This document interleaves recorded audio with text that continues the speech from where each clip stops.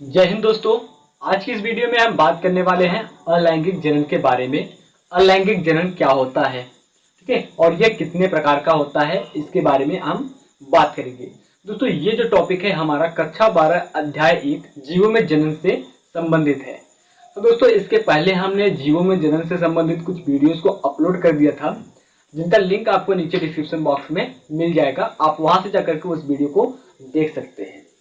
साथ ही अगर आप हमारे चैनल पर पहली बार आए हैं तो प्लीज चैनल को सब्सक्राइब करके बेल आइकन को प्रेस कर देना, ताकि हर वीडियो का नोटिफिकेशन आपको आसानी से मिल सके। तो चलिए दोस्तों, आज की इस वीडियो को शुरू करते हैं। ठीक है, हमारा टॉपिक है अलैंगिक जनन, एसेक्सुअल रिप्रोडक्शन। तो दोस्तों, सबसे पहले हम जान लेते हैं एसेक्सुअल रिप्रोडक्शन होता क्या है। ठीक है, एसेक्सुअल रिप्रोडक्शन का मतलब जान लेते हैं। तो दोस्तों, यहाँ पर दो शब्द हुआ है अलैंगिक जनन में, यानी कि एसेक्सुअल रिप्रोडक्शन में दो शब्द आया है। ठीक है, चले एसेक्सुअल को हम देख लेते हैं। एसेक्सुअल, ठीक है, एसेक्सुअल के अंदर दो शब्द आया हुआ है। कौन कौन सा, उसको देख लेते हैं। पहला शब्द जो है हमारा वो है ए, ठीक है, और दूसरा है सेक्सुअल। ए का मतलब दोस्तों यहां पर होता है अब्सेंट, यानी कि अनुपस्थित, और सेक्सुअल का मतलब होता है लैंगिक। ठीक है, लैंगिक। अब दोस्तों, लैंगिक का मतलब क्या होता है? लैंगिक जनन के अंतर्गत क्या होता है, वहां पर युग्मक बनते हैं। ठीक है, लैंगिक जनन में युग्मक बनते हैं, गैमेट्स बनते हैं।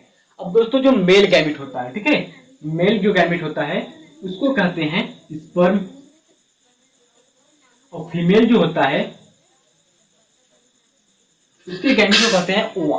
ठीक है, ओवा। तो इतना समझ में आ गया। एसेक्सुअल रिप्रोडक्शन में दो शब्द आया है, पहला है ए और दूसरा है सेक्सुअल। ए का मतलब होता है अब्सेंट, यानी कि अनुपस्थित, और सेक्सुअल का मतलब होता है लैंगिक, यानी कि लैंगिक जनन के अंतर्गत गैमेट्स बनते हैं। ठीक है, युग्मक बनते हैं। तो यहाँ पर ए यानी कि अब्सेंट, लैंगिक यानी कि युग्मक।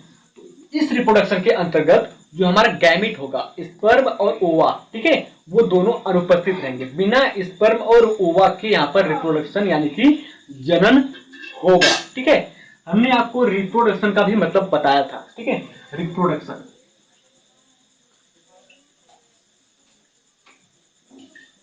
रिप्रोडक्शन के अंदर भी दो शब्द आए हुए हैं, पहला है री और दूसरा है प्रोडक्शन। री का मतलब हो जाएगा दोबारा, और प्रोडक्शन का मतलब हो जाएगा उत्पादन या फिर जन्म। ठीक है, दोबारा से जन्म, किसी संतति का दोबारा से जन्म, ठीक है, वो हो जाएगा रिप्रोडक्शन।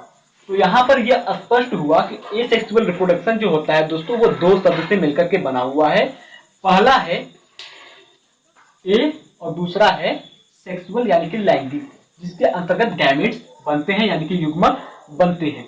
तो यहाँ पर एसेक्सुअल रिप्रोडक्शन में हमारा गैमेट अब्सेंट होगा। अब चलिए दोस्तों, हम जान लेते हैं एग्जाम में कैसे परिभाषा को लिखेंगे, कैसे परिभाषित करेंगे अलैंगिक जनन को।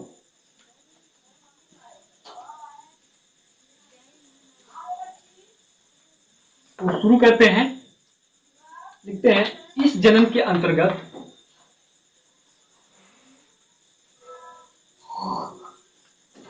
जनन के अंतर्गत युग्मक नहीं बनता है।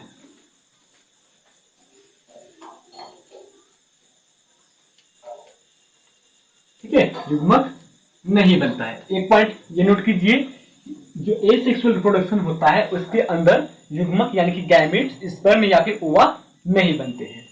दूसरा पॉइंट, इस जनन के लिए किसी विशेष प्रकार की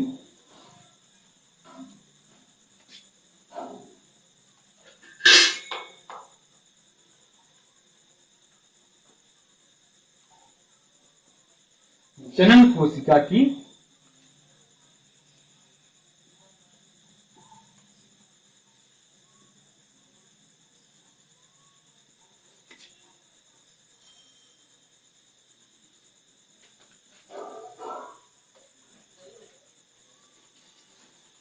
नहीं होती है। ठीक है, दूसरा पॉइंट भी नोट कर लीजिए कि जो अलैंगिक जनन होता है उसमें किसी विशेष प्रकार की जनन कोशिका की आवश्यकता नहीं होती है, जो कि लैंगिक जनन में जनन कोशिका की आवश्यकता होती है। फिर उसके बाद तीसरा पॉइंट नोट करेंगे, इस जनन के दौरान यानी कि अलैंगिक जनन के दौरान जो संतति बनी होती है उनका क्या होता है। तो लिखेंगे इस जनन के द्वारा बनी संतति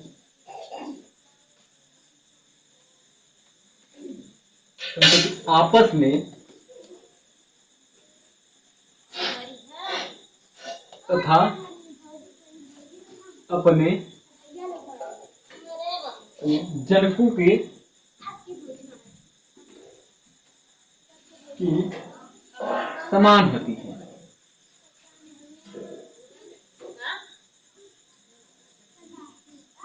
अर्थात जो अलैंगिक जनन के द्वारा संतति बनती है, संतान बनती है, उन्हें आप देख करके ये पता नहीं लगा पाएंगे कि ये मातृकोशा है या फिर संतति कोशा है। ठीक है, अब चौथे पॉइंट को नोट करेंगे, इस जनन के द्वारा बने संतति आकार की तथा आनुवंशिक रूप से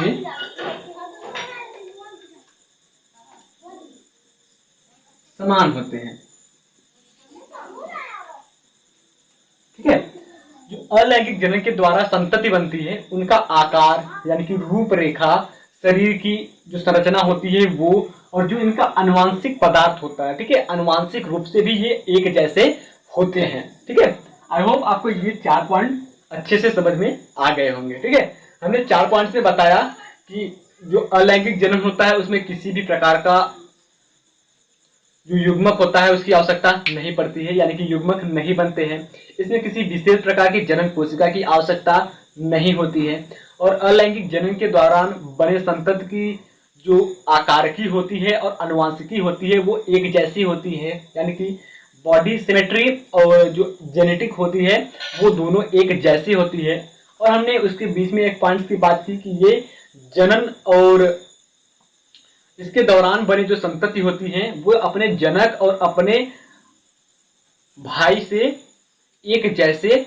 होते हैं, यानी कि इसमें किसी भी प्रकार का अलगाव नहीं पाया जाता है। ठीक है, अब चलिए हम जान लेते हैं कि अलैंगिक जनन कितने प्रकार का होता है। ठीक है, जल्दी से आप इस पॉइंट को नोट कर लीजिए, फिर उसके बाद हम जानते हैं कि अलैंगिक जनन कितने प्रकार का होता है। चलिए,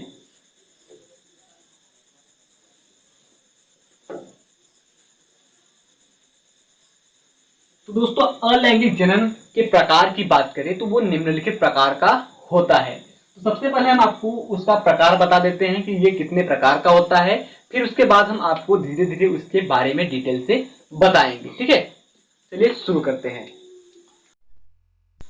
नंबर 1 पर अगर हम दोस्तों बात करें अलैंगिक जनन के प्रकार में, तो पहला प्रकार है विखंडन।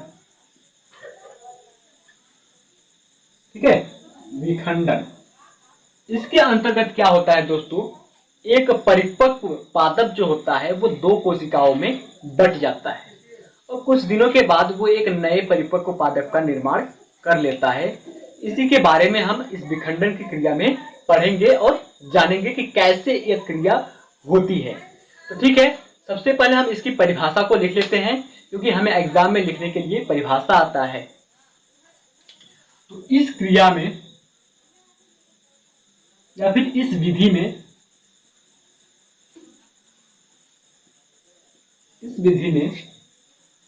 परिपक्व पादप कोशिका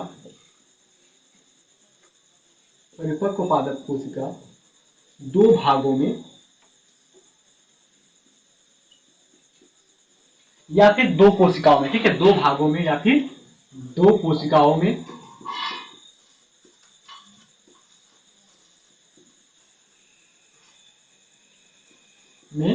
बढ़ जाती है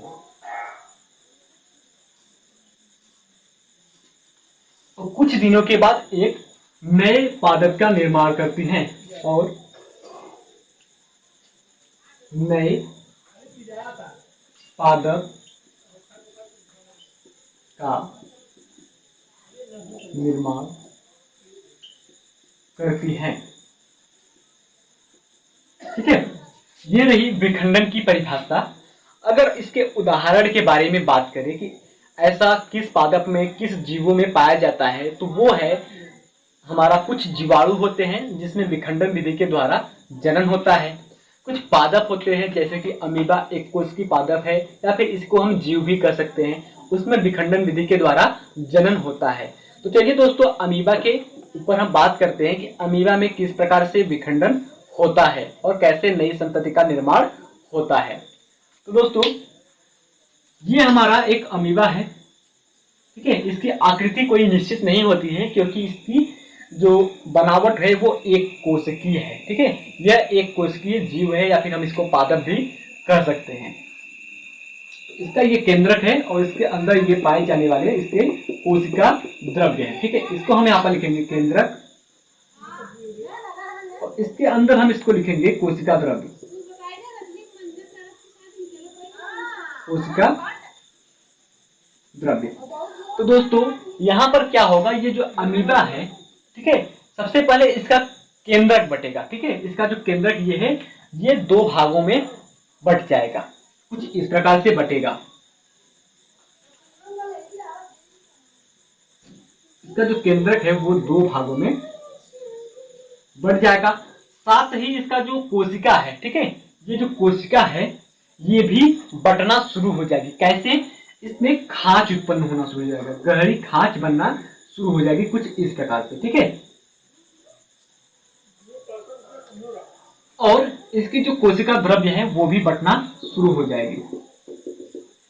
कुछ समय के बाद हम देखेंगे जो अमीबा है ये दो अलग अलग संतति में बदल जाता है। ठीक है, इसकी जो खांच होती है वो पूरी तरह से गहरी हो जाती है और दो अलग अलग संतति कोशिका का निर्माण कर लेती है। ठीक है, यहाँ पर क्या हुआ, एक ही अमीबा से दो नए संतति कोशिका का, दो नए संतति अमीबा का जन्म हो गया। यहाँ पर न ही मातृ कोशिका नष्ट हुई और न ही नए प्रकार का मातृ कोशिका आया, लेकिन इसी मातृ कोशिका के साथ साथ इस मातृ कोशिका के उपस्थित होते हुए एक नए मातृ कोशिका या फिर संतति कोशिका का निर्माण हो गया। तो यहाँ पर हम लिख देते हैं इसको मातृ कोशिका।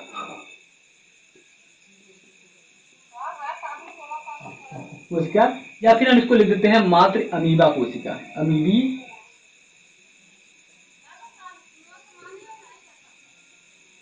ठीक है, और यहां पर हम लिख देते हैं संतति या फिर पुत्रीय कोशिका। तो क्या हुआ, इसकी विधि अगर हम लिखेंगे तो इसमें हम लिखेंगे इसकी विधि में सर्वप्रथम कोशिका का केंद्रक दो भागों में बट जाता है, फिर उसके बाद कोशिका आपस में दो भागों में बट करके दो नए पुत्री कोशिका या फिर संतति कोशिका का निर्माण कर लेती है। फिर उसके बाद नंबर दो, दूसरी विधि पर हम बात करेंगे खंडन द्वारा। ठीक है, खंडन द्वारा।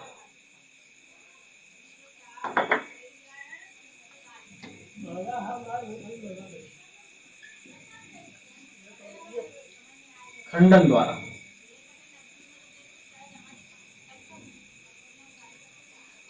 इस विधि में क्या होता है, इस विधि में बहुकोशिकीय पादप जो होते हैं, बहुकोशिकीय जीव जो होते हैं, वो दो भागों में बढ़ जाते हैं और एक नए जीव का निर्माण कर लेते हैं। ठीक है, तो सबसे पहले हम इसकी परिभाषा लिखते हैं। इस विधि के अंतर्गत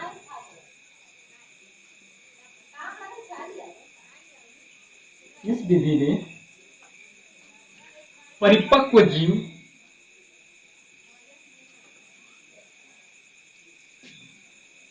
परिपक्व बहुकोशिकीय जीव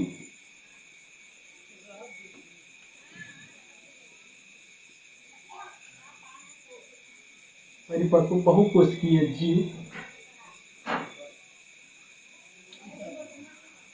आपस में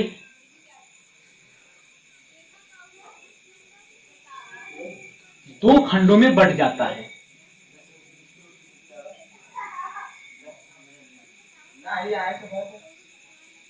बंट जाता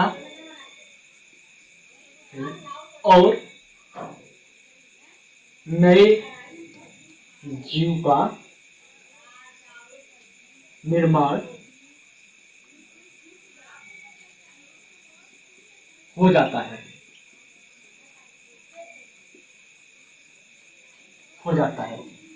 अब दोस्तों इसके उदाहरण की बात करें, यानी कि खंडन द्वारा किन जीवों में जन्म होता है, तो हम उदाहरण की चर्चा करें तो यहां पर उदाहरण हम लिख देते हैं। हाइड्रा, ठीक है, उदाहरण के तौर पर हम यहां पे लिखेंगे हाइड्रा। एक जलीय जीव है, ब्रायोफर, जिसे हम रोटी फर के नाम से भी जानते हैं। ये हमारे रोटियों पर, यानी कि दहिया लगने के बाद रोटियों पर पाया जाता है, ठीक है। तो हम देखते हैं चित्र के माध्यम से कि हाइड्रा के अंदर खंडन किस प्रकार से होता है, हाइड्रा कैसे दो अलग अलग संतति जीवों में बंटता है, ठीक है। देखिए ये हाइड्रा है, ये हमारा हाइड्रा है।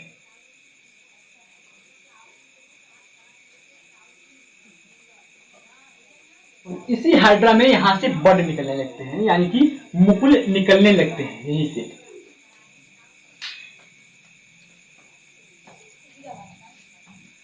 कुछ दिनों के बाद हम देखेंगे कि ये जो बड है, ठीक है, ये जो मुकुल है वो अलग हो जाता है, यानी कि इस मातृ हाइड्रा से, मातृ हाइड्रा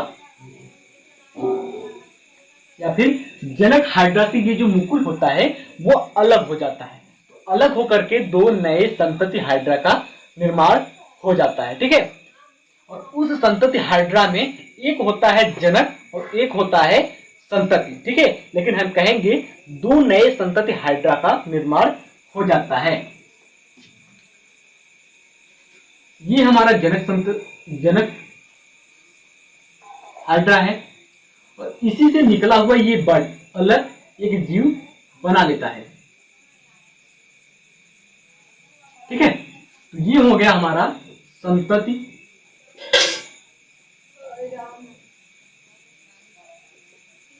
हाइड्रा, ठीक है। आई होप आपको इतना, यानी कि खंडन विधि भी समझ में आ गया होगा और याद भी हो गया होगा। अब चलिए तीसरी विधि की ओर चलते हैं। तीसरा विधि क्या होता है दोस्तों? तीसरी विधि में हम देखेंगे मुकुलन, यानी कि बाई बड के द्वारा।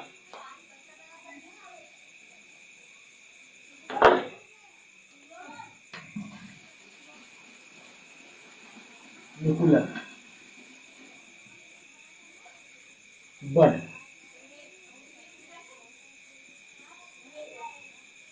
इसके अंतर्गत दोस्तों क्या होता है, किसी कोशिका पर बड निकलने लगते हैं, यानी कि उभार निकलने लगता है, ठीक है। तो सबसे पहले हम लिखेंगे इसकी परिभाषा। इस विधि में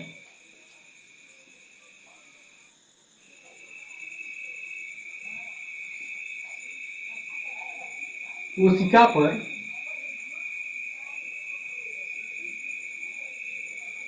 उभार निकलने लगते हैं, जिसे मुकुल कहते हैं।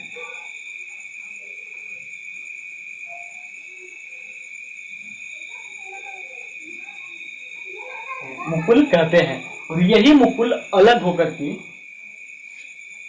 और यह अलग होकर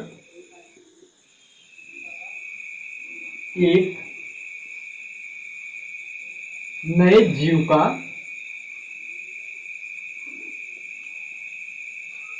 निर्माण कर लेता है।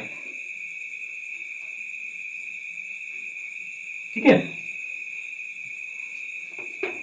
इस विधि के अंतर्गत कोशिका पर उभार निकलने लगते हैं। उस उभार को बड कहते हैं, यानी कि मुकुल कहते हैं, और वो मुकुल एक अलग जीव का, एक अलग कोशिका का निर्माण कर लेता है। चलिए इसके उदाहरण के बारे में जान लेते हैं कि मुकुल किस जीवों में, किस कोशिका में पाया जाता है। उदाहरण देखेंगे,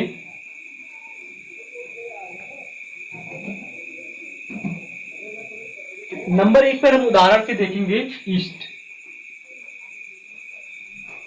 ठीक है, ईस्ट और हाइड्रा। ठीक है, तो हम चित्र के माध्यम में देखेंगे ईस्ट को। ईस्ट में किस प्रकार से अलग प्रकार के संतति बनते हैं। तो देखिए चित्र में, ये हमारा ईस्ट है, ईस्ट कोशा है। ठीक है, ईस्ट की कोशिका है और इसका ये केंद्रक है, और ये हमारा पूरा का पूरा ईस्ट है, ईस्ट कोशिका। अब दोस्तों इस ईस्ट कोशिका में क्या होगा, एक उभार निकलेगा। ठीक है, कुछ इस प्रकार से इस ईस्ट कोशिका में उभार निकलेगा। धीरे धीरे ये उभार बड़ा होता जाएगा और कई उभार बनते जाएंगे। इस प्रकार से कई उभार बनते जाएंगे। लेकिन इस ईस्ट कोशिका में जो उभार होते हैं, बड होते हैं, वो बिना अलग हुए ही नए कोशिका का निर्माण कर लेते हैं। और जो हाइड्रा होता है उसमें जो उभार निकलता है वो अलग होकर के नए जीव को बनाता है, जैसे कि हमने खंडन में देखा हाइड्रा के बारे में। आई होप इतना आपको समझ में आ गया होगा। चलिए अब हम आगे बात करते हैं चौथे विधि के बारे में। चौथा विधि कौन सा है? सबसे पहले हम इसको रफ कर देते हैं।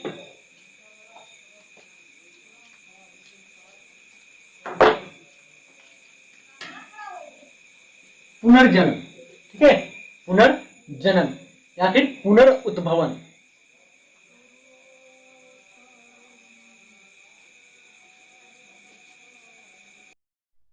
चौथा विधि है पुनरुद्भवन। दोस्तों इसी विधि को पुनर्जनन विधि के नाम से भी जाना जाता है। किस विधि के नाम से? पुनर्जनन।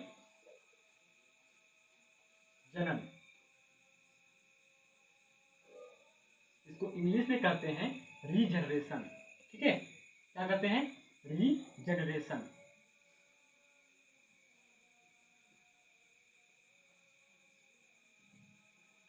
ठीक है, अब पहले इसको समझ लीजिए पुनर्जनन होता क्या है। ठीक है, जो पुनर्जनन है दोस्तों वो दो शब्द से मिलकर के बना हुआ है। ठीक है, पहला तो है पुनः और दूसरा है जन्म, यानी कि दोबारा जन्म हो जाना, किसी जीव का दोबारा से जन्म होना, वो पुनर्जनन कहलाता है। तो इस विधि में क्या होता है, जो कोई जीव होता है, कोई जंतु होता है, उसका कोई भाग कट जाता है और उस कटे हुए भाग से एक नए जीव का निर्माण हो जाता है, और इस क्रिया को पुनर्जनन या फिर पुनरुद्भवन कहते हैं। चलिए इसकी परिभाषा को लिख लेते हैं।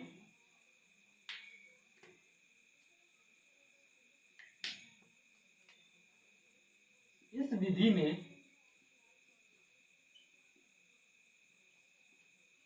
किसी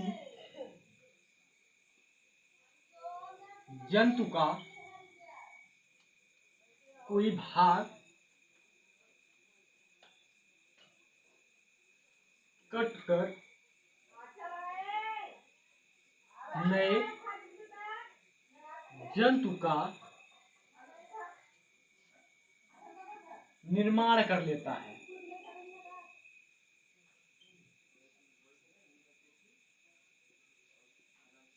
निर्माण कर लेता है, इसे पुनरुद्भवन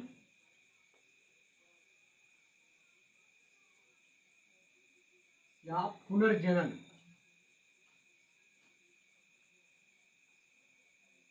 कहते हैं। ठीक है, क्या कहते हैं? पुनर्जनन। इसका दोस्तों जो उदाहरण होगा, यानी कि एग्जाम्पल होगा, वो होगा प्लेनेरिया।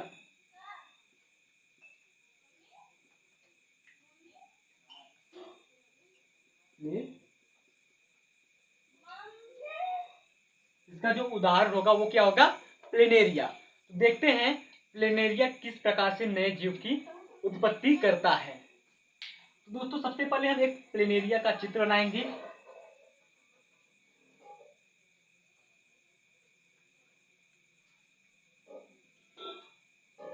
ये प्लेनेरिया का चित्र है। तो दोस्तों ये जो प्लेनेरिया है इसका जो भाग है वो 3 खंडों में बट जाएगा। ठीक है,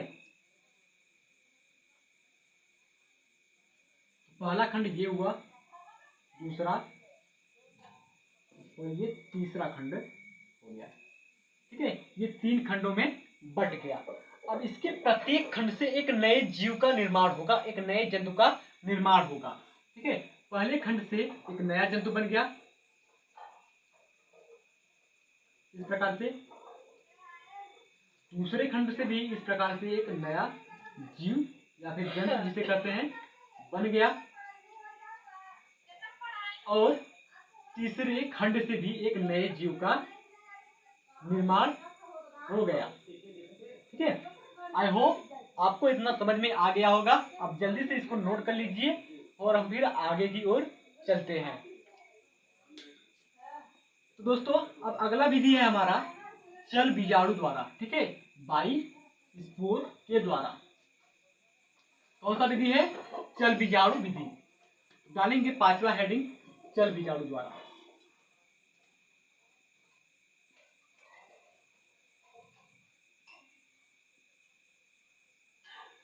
चल बीजाणु द्वारा। दोस्तों इस विधि में क्या होता है, जो चल बीजाणु होते हैं वो किसी जीव से मुक्त होकर के अलग सामान्य पादप की तरह जीवन यापन करने लगते हैं, अपना जीवन बिताने लगते हैं, और इसी विधि को कहते हैं चल बीजाणु द्वारा अलैंगिक जनन। तो इसका एग्जाम्पल है राइजोपस, प्लेनेरिया, फर्न। ठीक है, ये सभी इसके उदाहरण है।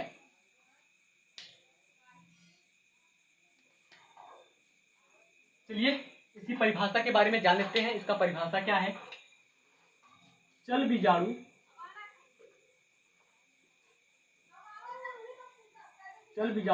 मुक्त होकर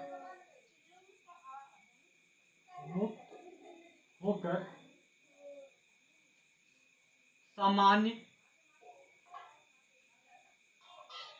पादप की तरह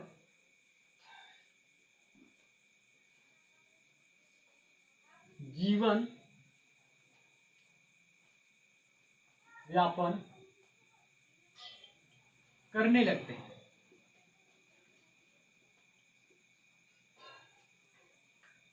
ठीक है, जीवन व्यापन करने लगते हैं, और इस विधि को हम कहते हैं चल बीजाणु द्वारा अलैंगिक जनन। चल बीजाणु द्वारा अलैंगिक जनन।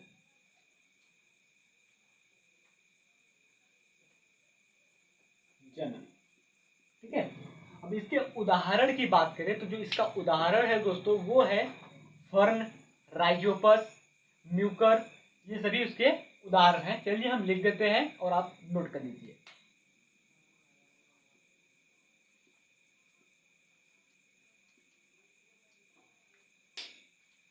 म्यूकर,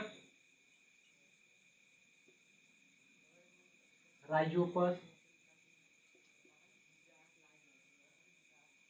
फर्न आदि। ठीक है, आप इसे नोट कर लीजिए और पढ़ लीजिएगा ताकि आपको अच्छे से समझ में आ जाए। तो दोस्तों लास्ट विधि है हमारा कायिक जनन के द्वारा अलैंगिक जनन। ठीक है, 6वां विधि है कायिक जनन के द्वारा अलैंगिक जनन।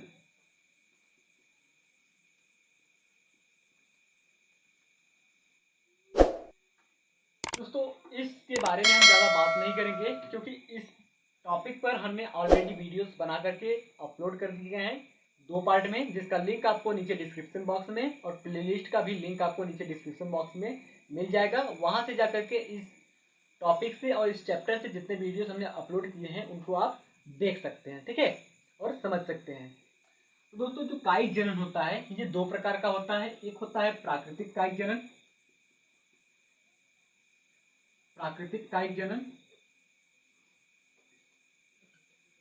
जो कि ये प्रकृति के द्वारा होता है, और दूसरा होता है कृत्रिम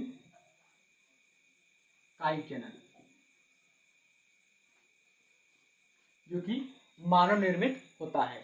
आई होप दोस्तों आज की जानकारी आपको अच्छी लगी होगी और अच्छे से टॉपिक समझ में भी आया होगा। मैं आशा करता हूं कि आपको अच्छे से समझ में आ गया होगा। अगर दोस्तों वीडियो अच्छा लगा हो और जानकारी अच्छी लगी हो तो प्लीज़ कमेंट बॉक्स में बताइए, और इस टॉपिक से संबंधित आपके मन में कोई भी प्रश्न हो तो उसे कमेंट बॉक्स में पूछिए, हम उसका जवाब आपको कमेंट बॉक्स में या फिर अगली वीडियो में दे देंगे। और चैनल पर नए हैं तो प्लीज़ चैनल को सब्सक्राइब करके बेल आइकन को प्रेस जरूर कर दीजिए ताकि हर वीडियो का नोटिफिकेशन आपके पास सीधा पहुंच सके। और अपने दोस्तों के साथ शेयर करना न भूलिए, अपने दोस्तों को भी शेयर कीजिए ताकि वो भी पढ़ सकें। मिलते हैं आपको अगले वीडियो में, तब तक के लिए जय हिंद, वंदे मातरम।